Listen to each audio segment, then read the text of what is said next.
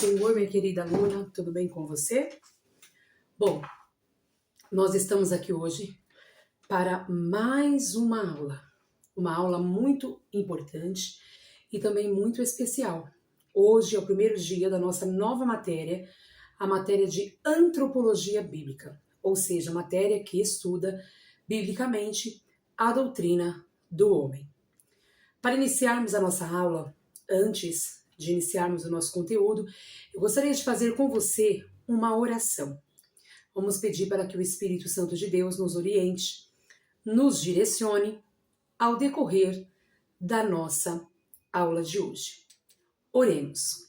Senhor, meu Deus e meu Pai, nós queremos te agradecer por mais um dia, agradecer ao Senhor pela nossa vida, louvar ao seu nome por tudo quanto o Senhor tem feito em nós.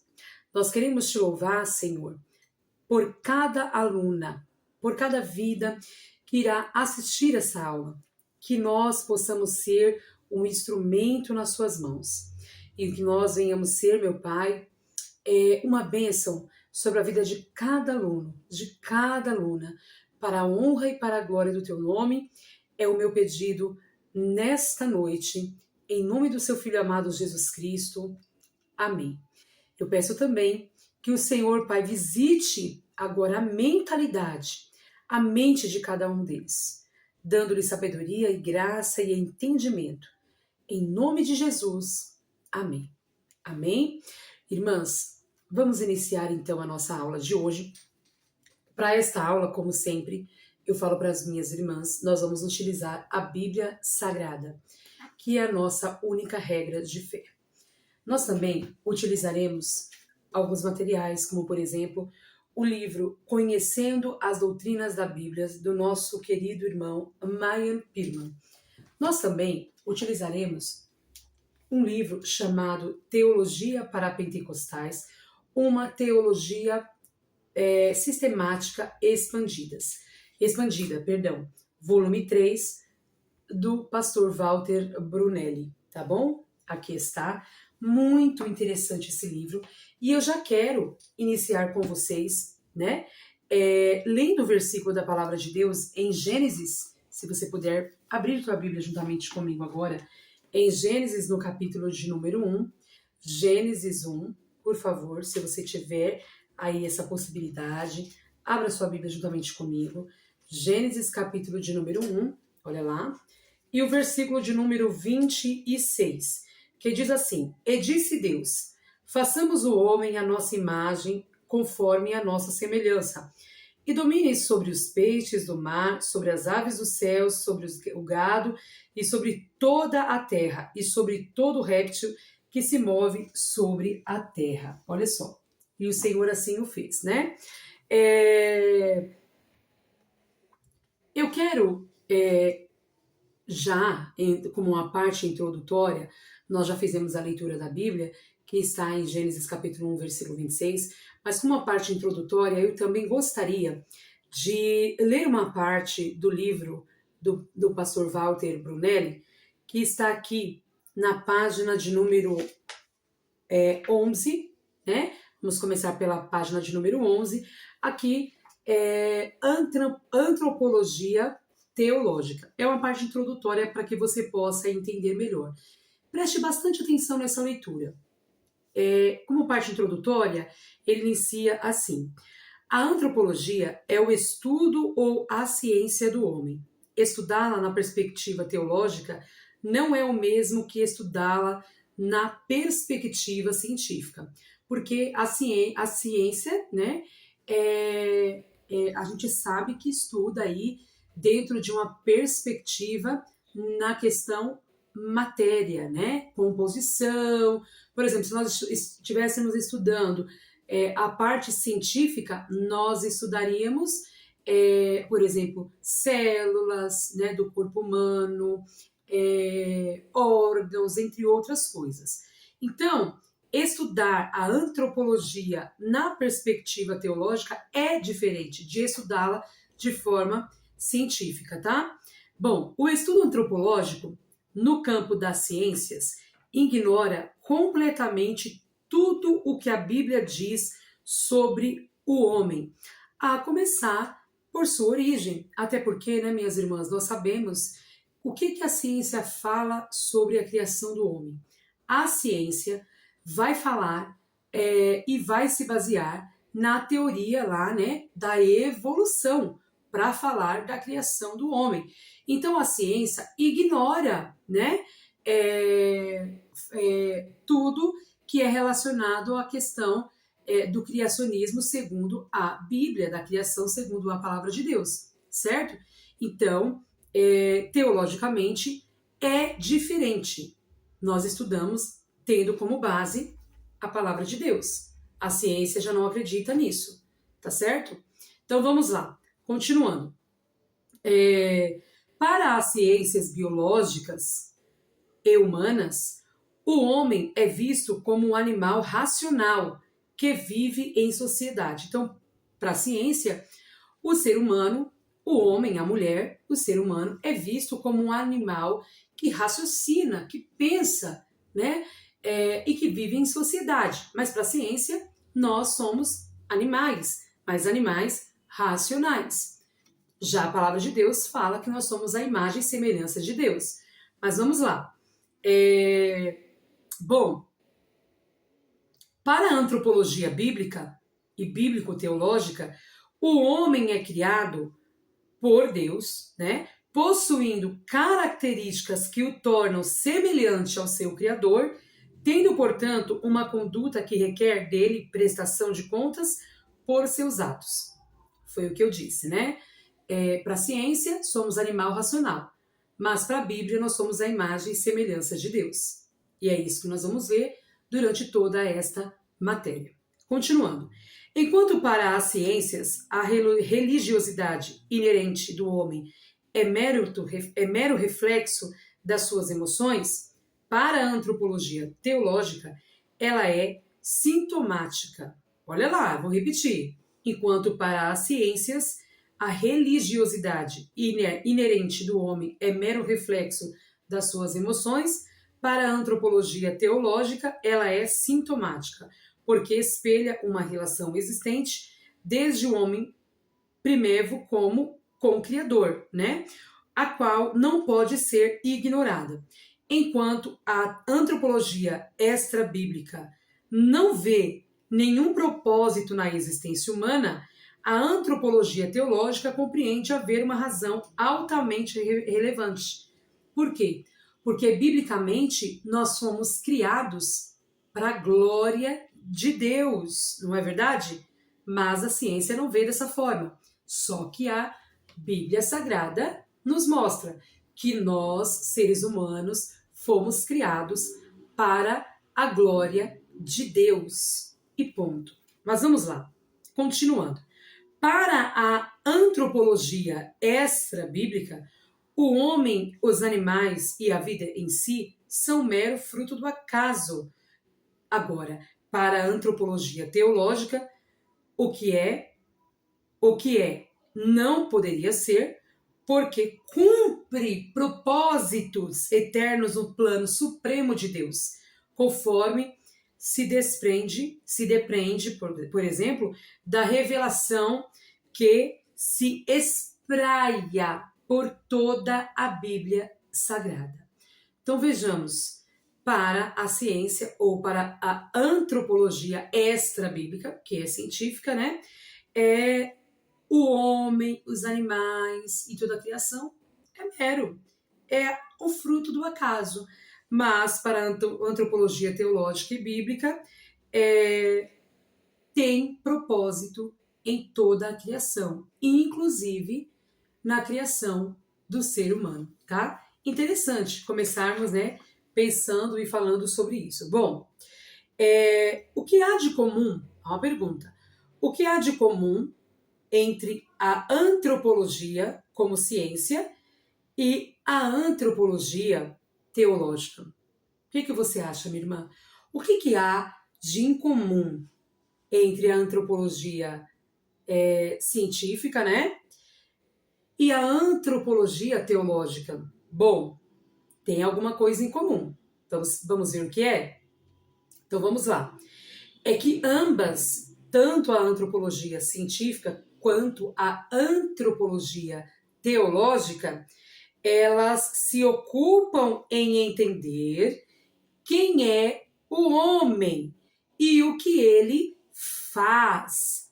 Então, existe algo em comum entre a antropologia científica e a antropologia bíblica. E o que é que elas duas têm em comum?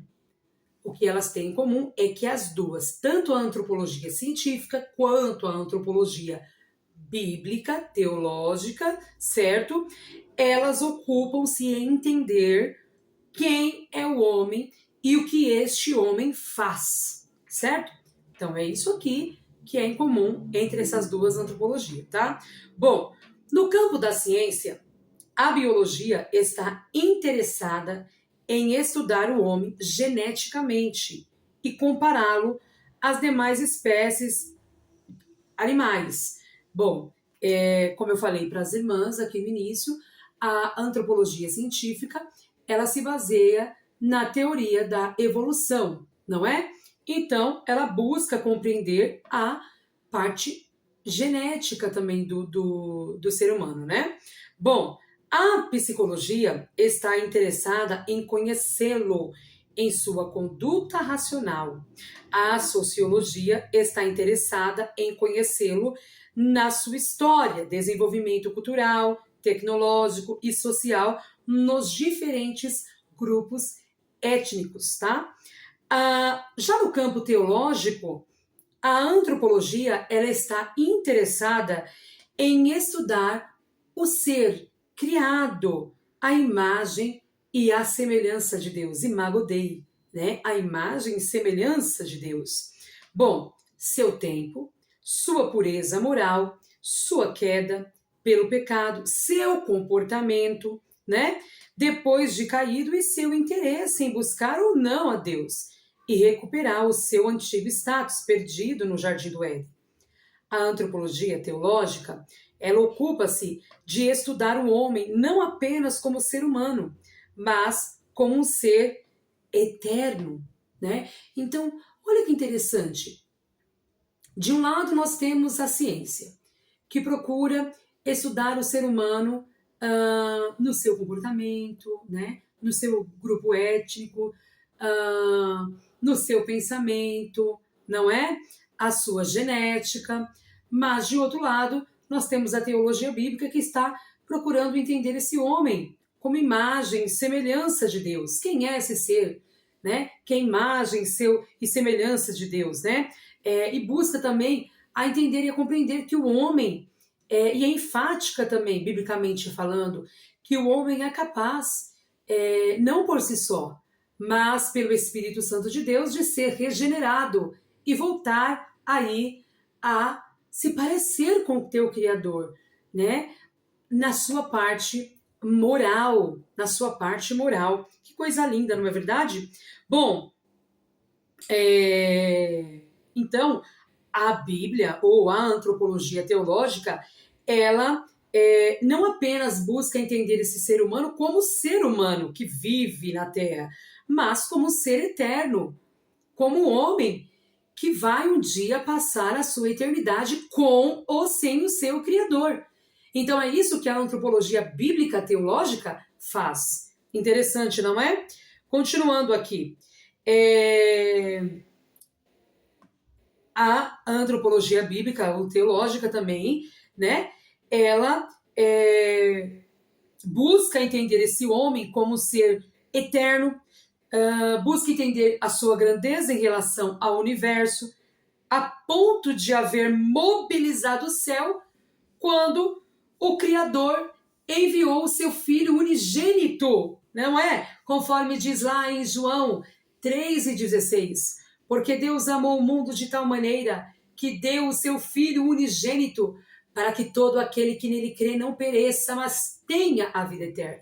Então a antropologia bíblica, minhas irmãs, ela busca compreender quem é esse ser humano que foi capaz de mobilizar os céus, o coração do Pai, do Criador, a ponto dele enviar o seu Filho unigênito para morrer por essa humanidade. Olha que coisa maravilhosa, não é? Bom, e se apresentar a ele, né, ao ser humano, como alguém capaz de recuperá-lo à condição original que foi perdida lá no Jardim do Éden. Assim que o primeiro Adão, que Adão desobedeceu a Deus. Então, quando Adão cai, quando ele desobedece a Deus, ele perde o seu estado original. Ele perde o seu estado original ali diante de Deus. Então, agora o céu é mobilizado. Para quê? Para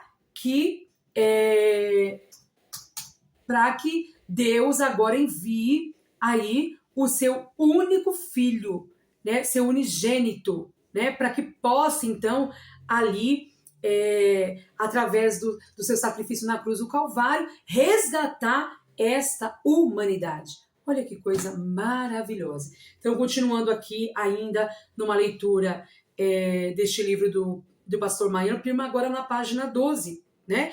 Não obstante as diferenças encontradas nos pressupostos das ciências e os da Bíblia, não podemos e não devemos menosprezar as ciências. Então, irmãs, o que eu quero deixar claro para vocês aqui nesta aula é que nós não estamos aqui menosprezando a ciência. Não, de forma nenhuma. Muito pelo contrário, não é? A ciência é extremamente importante para que nós também possamos crescer no conhecimento.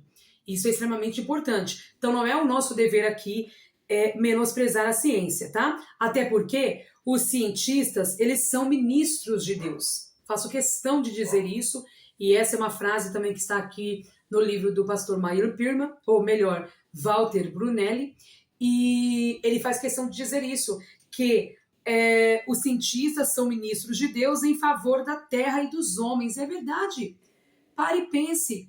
Esses cientistas, homens inteligentes, que Deus, nós sabemos que Deus deu essa ciência para eles, mas eles se esforçaram, se estudaram, melhor dizendo, estudaram o corpo humano, a genética, estudam até hoje, e eles, através deles, quantos benefícios nós temos para a humanidade? Através dos cientistas, através da ciência. Descobriram tantas vacinas, tantas coisas que é benéfico, né, para a humanidade. Então, nós, irmãs, de forma nenhuma, nós podemos e devemos desprezar a ciência, né? A ciência lá no laboratório, a ciência da psicologia, da sociologia, nenhuma ciência deve ser desprezada.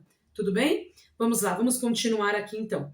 Bom, as discordâncias que há em relação à origem e à queda do homem decorrem de fatores de razão e de fé, né?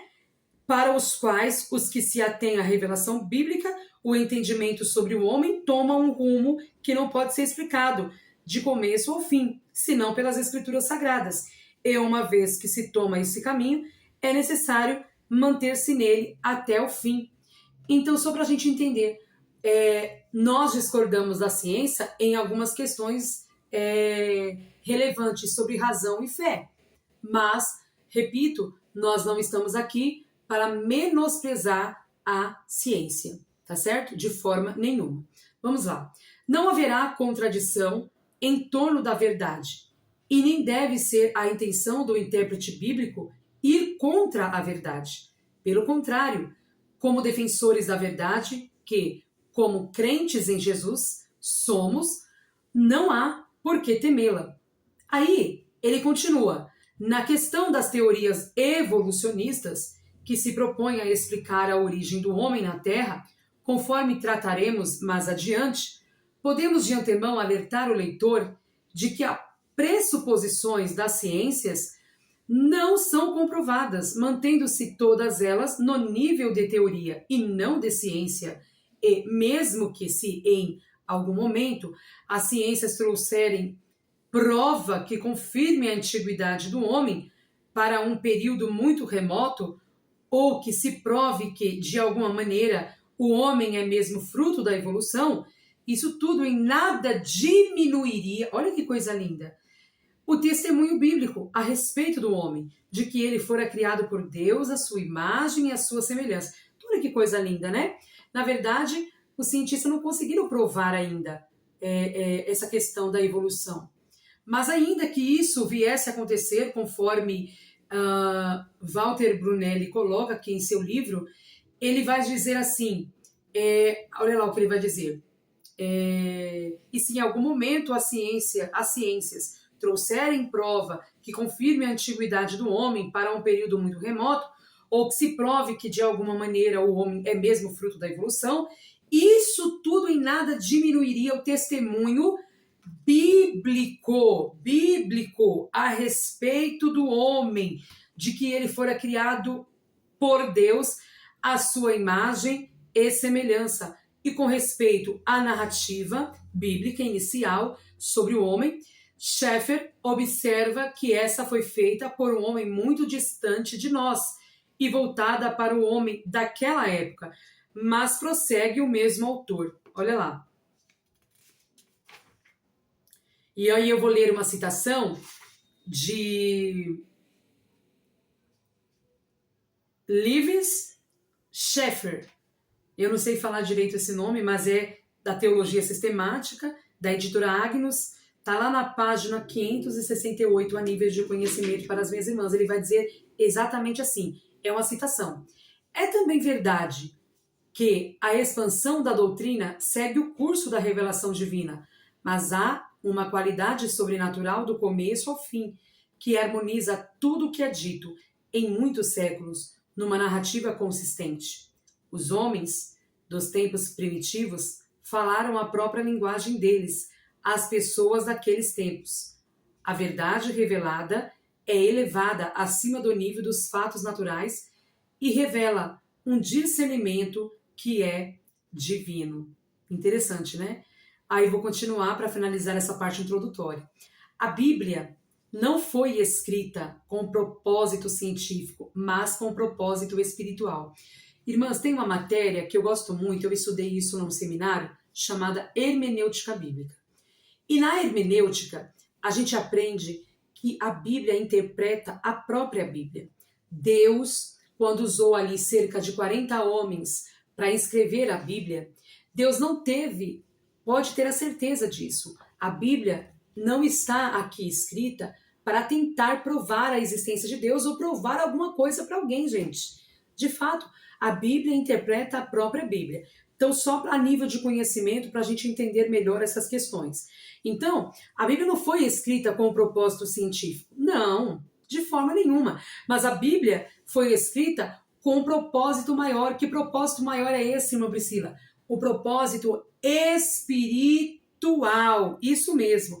O modo curto e rápido com que ela descreve a origem do universo e, particularmente, do homem, dá a entender que há infinitos detalhes que, se fossem escritos, ocupariam muitos volumes e não apenas algumas poucas páginas, como encontramos na Bíblia Sagrada.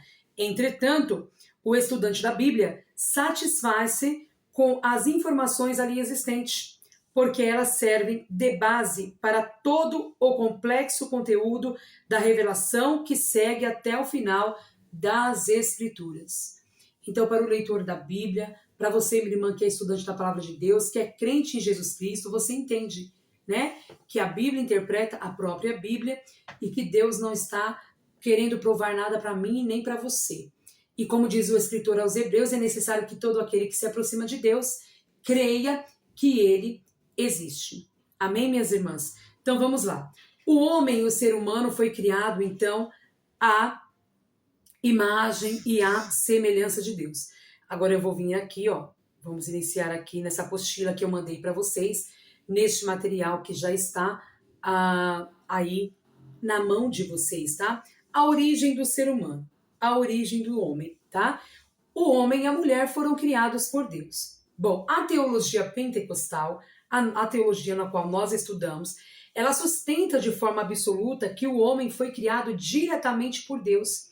E isso é verdade. Tá aqui na palavra, ó. Nós lemos Gênesis capítulo 1, versículo 26, versículo 27. Tá tudo muito claro e esclarecido para nós. Não sendo fruto, né, de evolução naturalista. Bom, em Gênesis, no capítulo 1, versículo 26 e 27, diz: façamos o homem conforme a nossa imagem e a nossa semelhança, conforme diz às Escrituras Sagradas, tá certo? Em Gênesis 2, capítulo 2, versículo 7, olha o que diz a Bíblia Sagrada. Se você puder aí pegar a sua Bíblia e ler juntamente comigo, é extremamente importante que você leia, que você faça leitura. Pare agora junto comigo, neste momento, pega a sua Bíblia, pega o seu caderno, faça as suas anotações, é extremamente importante, né, dentro da aula. No capítulo 2, no versículo 7, olha o que diz a Bíblia. E formou o Senhor Deus o homem do pó da terra, e soprou em seus narizes o fôlego de vida, e o homem foi feito alma vivente. Alma vivente. Então Deus formou o homem do pó da terra e soprou em suas narinas o quê? O fôlego da vida, o fôlego de vida. Dentro dessa perspectiva pentecostal que nós estudamos, né? O homem, ele é resultado de um ato especial de Deus, dotado de quê? De dignidade. E de quê, irmã Priscila? De valor, né? Autores, por exemplo, da editora CPAD, que é a Casa Publicadora das Assembleias de Deus, nós pegamos aí, inclusive, aqui dentro deste livro mesmo, por exemplo, que fala da antropologia bíblica, conhecendo as doutrinas da Bíblia, de Marian Pirman, né? Por exemplo, também outro autor chamado Stanley Horton, eles enfatizam que a criação do homem evidencia a intenção de Deus. Eu vou repetir. Eles enfatizam que a criação do homem evidencia a intenção de Deus de ter relacionamento com a humanidade. Walter Brunelli, inclusive aqui, ó, neste livro, por exemplo, o pastor Walter Brunelli, frequentemente ele ressalta que o homem é criado com capacidade espiritual para comunhão com Deus. É muito interessante a gente observar que Deus criou o ser humano dotado de inteligência e deu para o ser humano também a capacidade para quê? Para manter essa comunhão com o seu Criador, comunhão com Deus. Olha que interessante. É para se pensar, não é verdade? Agora vamos lá, irmãs. Avançando. A constituição do homem. A constituição do homem. Como que esse homem foi aí constituído? Olha lá. Como que esse homem, como que essa mulher, eles foram constituídos. Mas antes, vou passar por aqui, tá? Mas vamos lá. Quando a gente fala sobre a imagem e a semelhança de Deus, o que a gente pensa, o que é essa imagem e semelhança de Deus? O que você pensa, minha irmã, quando a gente fala sobre a imagem e semelhança de Deus, né? Bom, eu quero ler um trecho aqui que diz assim, olha, do livro do pastor Marian Pirman, do Walter Brunelli, na página 16. Diz assim, ó, os animais foram todos criados como seres viventes. Nós também, inclusive, né, somos seres viventes. Porém, o homem foi criado como imagem e semelhança de Deus, né? Agora, o que significa isso, imagem e semelhança de Deus? O que a Bíblia, a palavra de Deus, quer dizer quando fala que nós somos a imagem e a semelhança de Deus, né?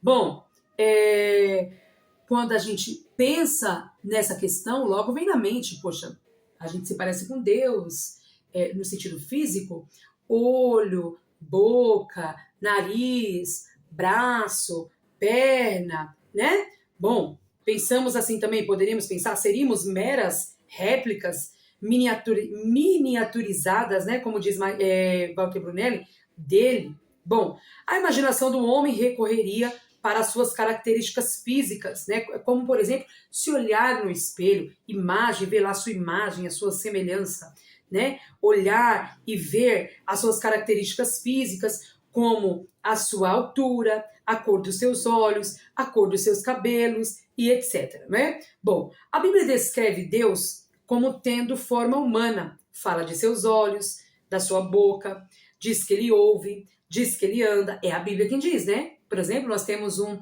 versículo lá em Isaías capítulo 59 que diz, eis que a mão do Senhor não está encolhida para que não possa salvar, e nem os seus ouvidos agravados para não poder ouvir. Ali aparece a mão, aparece os ouvidos, né? Então, a Bíblia vai descrever em algumas narrativas acerca dos olhos de Deus, da sua boca, dos seus ouvidos, dos seus pés, das suas costas, das suas mãos, dos seus dedos. Diz ainda que ele fala, que ele ouve, que ele anda, que ele se assenta, que ele cheira, mas todas essas conotações não passam de antropomorfismos. Vou repetir. Antropomorfismos. Isso mesmo. Para quê? Para descrever os movimentos de Deus numa linguagem humana. Contudo, não é realmente isso que o termo imagem de Deus quer dizer, mesmo porque lá em João, capítulo 4, versículo 24, diz que Deus é espírito. Então, quando a Bíblia ela fala sobre a mão de Deus, os pés de Deus, as costas de Deus, que Deus anda, que Deus se levanta, que isso, no sentido humano, isso é uma linguagem humana, uma linguagem figurada, porque Deus é espírito, né? Então, como entender esta questão Imago Dei, a imagem de Deus? Como entender essa questão, a imagem de Deus, minhas irmãs? Como? Seria a capacidade humana de raciocinar?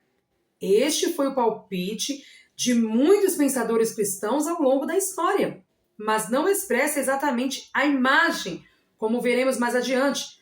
Outras sugestões para decifrar a expressão Imago Dei também foram inventadas, como a pureza moral de Deus, capacidade de decisão, a imortalidade, a capacidade de dominar o mundo e etc.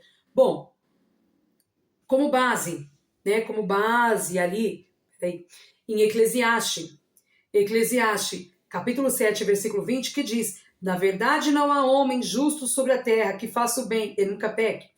Bom, já se tirou a seguinte conclusão: o termo justo é reto. Assim, a semelhança de Deus consiste em que Deus tem uma postura ereta. Deste modo, o homem é semelhante a ele por ser ereto. Olha só o tanto de coisa que já se tiraram acerca da questão imagem de Deus, de ser a imagem de Deus, né? Esta é uma persistência em relacionar a imagem física do homem a uma suposta imagem física de Deus, né? Bom, há também, historicamente, um esforço de distinguir imagem e semelhança como se ambas tratassem de aspectos peculiares. Porém, por semelhança, subentende-se que, em sendo feito a imagem de Deus, o homem deve ser seu representante na terra, exercendo autoridade sobre a criação. Alguns pais da igreja, como por exemplo Orígenes e Clemente de Alexandria, relacionavam a imagem e as características físicas do homem e a semelhança às qualidades provindas de Deus. O termo semelhança aparece somente uma vez no versículo 26, lá de Gênesis capítulo 1, que diz: façamos o homem conforme a nossa imagem e a nossa semelhança. Depois, lê-se: e criou Deus o homem à sua imagem. A imagem de Deus o criou. Macho e fêmea os criou. Não que a palavra semelhança seja insignificante aqui nesse contexto. Não é isso. Mas se houvesse algum destaque nela que a diferenciasse de outro termo, certamente ela iria aparecer novamente. Ao que tudo indica, o termo apenas corrobora, o termo semelhança corrobora o primeiro, até mesmo para amenizá-lo, a fim de que dele não suscitasse a ideia de uma réplica física. Para os teólogos da Reforma, não havia distinção entre imagem e semelhança. Porém, os termos não são sinônimos. Imagem é uma coisa e semelhança é outra. Não é sinônimo, tá certo? Adalto Lourenço não apenas salienta a distinção, quanto ainda discorre sobre a distorção que houve na semelhança.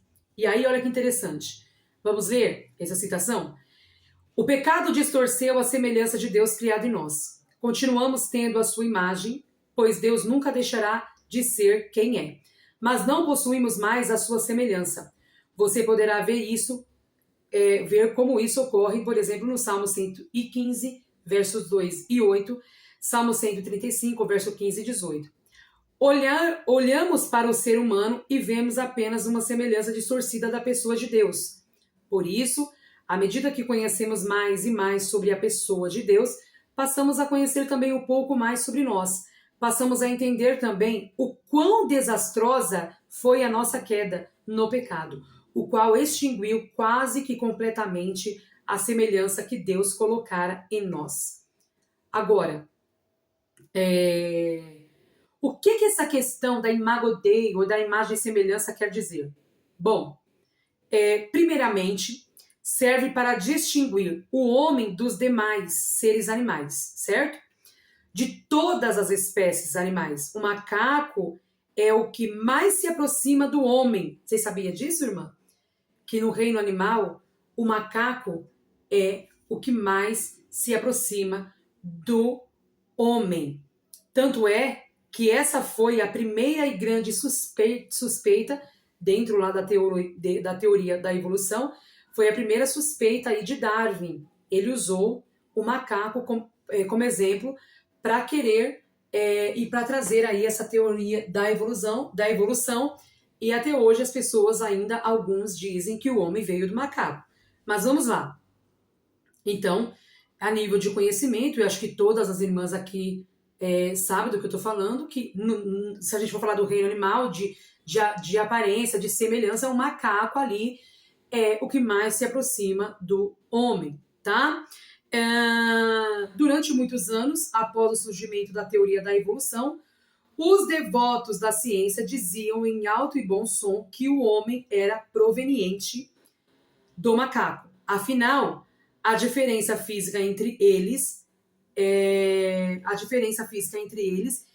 de apenas 5%. Isso mesmo que você ouviu, né? A diferença física entre o homem e o animal e o macaco é de 5%. Isso dentro da diferença física, tá? 5%. Para qualquer pessoa ávida por acreditar na evolução, essa hipótese parecia bem propícia para uma espécie de discurso conclusivo sobre a questão. No entanto, apesar das semelhanças físicas, o macaco comporta-se como qualquer outro animal irracional. Eu vou repetir. Embora haja semelhança física, o macaco comporta-se como qualquer outro animal irracional, tá certo? Sua inteligência é da mesma categoria dos demais seres, sem que haja qualquer similitude da qual se possa dizer que ambos, homem e macaco, procedam do mesmo tronco genético. Tudo então voltou à estaca zero. Aí você pode estar se perguntando, mas irmã, e a imagem e semelhança? A imagem e semelhança, irmãs, é a imagem e semelhança de Deus. Quando se fala da imagem e da semelhança de Deus, é na questão moral. Isso mesmo, na questão moral. Não é sobre boca, nariz, olhos, mãos, pés. Não é sobre aparência física, porque nós já vimos aqui, lá em João, né? Nós vemos aqui, né? João 4:24 diz que Deus é espírito. Então, essa imago Dei, essa imagem e semelhança de Deus, ao que se refere ao homem, ao ser humano, é em questão a parte moral do ser humano, tá certo? A parte moral. Bom, vamos lá. Essa primeira parte nós vamos já finalizar, né? Essa primeira aula estamos já finalizando ela, tá? Vamos parar aqui nesse ponto 2 aí da sua apostila, desse material que eu dei nesse primeiro ponto. Não é o 2.1, nós vamos parar no ponto 2. A Bíblia é clara, então, só para finalizar esta aula de hoje, é clara em afirmar que o ser humano não é fruto do acaso, nem de processos evolutivos cegos, mas resultado direto da criação divina. Deus formou o homem do pó da terra e soprou em suas narinas o fôlego da vida, tornando-se o homem uma alma vivente. esse sopro, né? Vamos lá, Neshamaha, é que eu não sei pronunciar essa palavra, tá? Indica o elemento espiritual que distingue, que é o espírito, né? Distingue o homem dos demais seres criados. E de acordo com a teologia, né, com a palavra de Deus, o homem foi criado perfeito, com livre-arbítrio, capacidade moral e espiritual. Essa visão é reforçada pelo pastor Walter Brunelli, que destaca que a dignidade humana tem fundamento no propósito original de Deus. Então eu vou repetir. A dignidade humana tem fundamento no propósito original de Deus. Então, a perspectiva teológica pentecostal, seguindo grande parte aí dos teólogos clássicos, inclusive eu fiz questão de destacar da Casa Publicadora das Assembleias de Deus, entende que o homem é um ser tricotômico feito de espírito, alma e corpo. Agora, este tema, tricotomia, vamos trabalhar na próxima aula. Tudo bem, minhas irmãs? Que Deus abençoe a sua vida. Eu espero que você tenha entendido um pouco nessa aula introdutória acerca do que é a ciência, o que a ciência fala acerca da antropologia humana e o que a teologia explica acerca da antropologia bíblica, certo? Vimos que não é nosso interesse atacar a ciência, e vimos o quanto a ciência é importante. Mas o nosso foco aqui não é falar sobre ciência, né? Embora a gente acaba destacando alguns pontos relevantes e extremamente importantes. Porém, o nosso foco aqui é, à luz da Bíblia, estudar, né, acerca da criação do homem, desse ser humano, feito à imagem e à semelhança de Deus. E hoje, como parte introdutória desta primeira aula, desta matéria, nós vimos um pouco da Imago Dei, da imagem e semelhança de Deus. Vimos que essa imagem e semelhança de Deus não é sobre a aparência física, sobre, por exemplo, você está me vendo aí, e eu estou me vendo enquanto estou dando essa aula, no vídeo, né? Sobre o nariz, sobre a boca, sobre os olhos. Não, mas essa Imago Dei está relacionada à parte moral de Deus, certo? E a gente vai discorrer um pouco mais sobre isso, mas nas próximas aulas. Irmãs, que Deus abençoe as vossas vidas. Eu espero que você tenha entendido um pouco essa aula. Se não entendeu, se ficou com alguma dúvida, nós temos o nosso grupo de estudo e nós podemos ali também tirarmos algumas dúvidas. As irmãs também podem me procurar conforme o contato estabelecido com todas no meu particular. Que Deus abençoe a todas vocês e nós vamos terminar esta aula com uma oração. Amém? Oremos. Senhor, meu Deus e meu Pai, eu quero te agradecer por mais uma aula, por este momento tão específico e tão maravilhoso, a primeira aula de antropologia bíblica. Quero te agradecer por todos os teus feitos, por todas as tuas maravilhas, que o teu nome venha continuar sendo glorificado e exaltado sobre a vida de cada uma das suas filhas, que nós possamos entender e compreender melhor, Deus, a sua palavra. Peço ao Senhor que dê uma ótima noite para todas as suas filhas, também um ótimo final de semana, que o Senhor venha conceder graça, saúde, sabedoria, meu Deus, e que elas possam crescer ainda mais na graça e no conhecimento. É o meu pedido nesta noite, em nome do teu Filho amado Jesus Cristo. Amém. Minhas irmãs, nós terminamos a nossa aula e que Deus abençoe poderosamente a sua vida. Aguardo você na próxima aula em nome de Jesus.